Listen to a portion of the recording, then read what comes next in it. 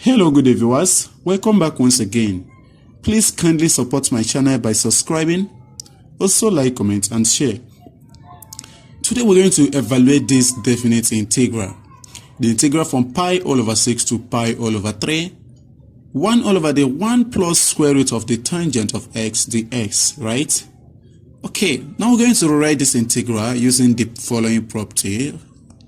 The tangent of x is equal to the sine of x over the cosine of x, right? So here we have I is equal to the integral from pi all over 6 to pi all over 3, 1 all over 1 plus the square root of sine of x over the cosine of x dx, and this is equal to from pi over 6 to pi all over 3, 1 all over, here 1 plus the square root of sine of x all over the square root of the cosine of x dx, right? Okay, so here we have I is equal to the integral from pi over 6 to pi over 3, 1 all over, the common denominator here, we will have the square root of the cosine of x plus the square root of the sine of x, then all over the square root of the cosine of x dx, and this simplifies to what? The integral from pi over 6 to pi over 3, the square root of the cosine of x all over the square root of the cosine of x plus the square root of the sine of x dx, right?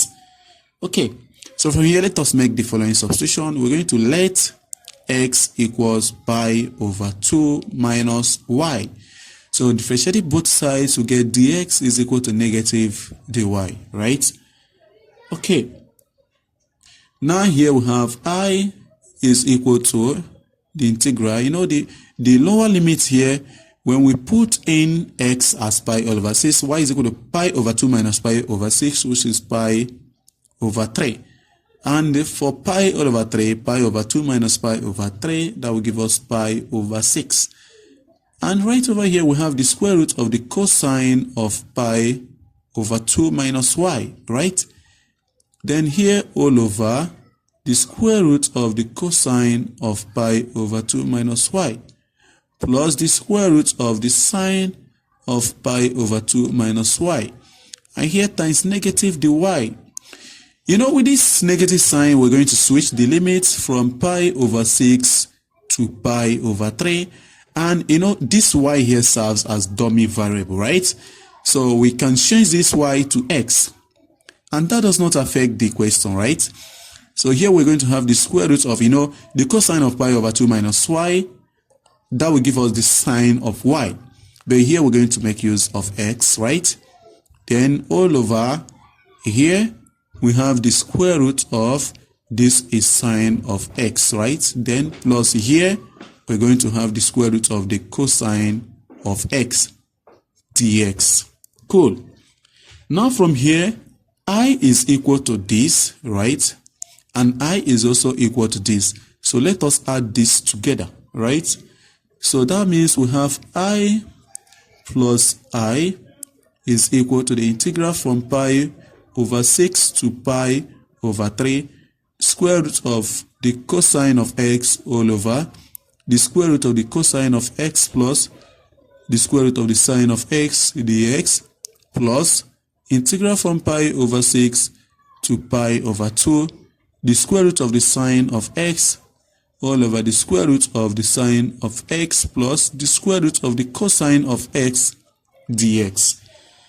Okay, so from here we can see that we have equal bases from here.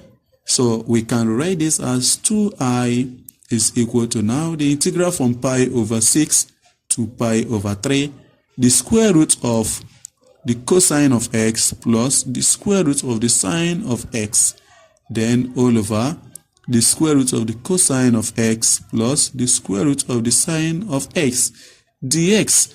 And this cancel out to be 1. So here we have the integral from pi over 6 to pi over 3 of dx. And this is equal to the integral of 1 with respect to x is x. So this actually means we're going to have x then from pi over 6 to pi over 3, right? So from here we get 2I is equal to the upper limit pi over 3 minus the lower limit pi over 6. This simplifies to pi all over 6. So let's divide both sides by 2. So divide this, and here we get I, which is the integral, is equal to pi over 6 divided by 2, which is pi over 12. And this is the right answer. Thank you for watching. Please do well to subscribe to my channel. Also like, comment, and share. Bye-bye.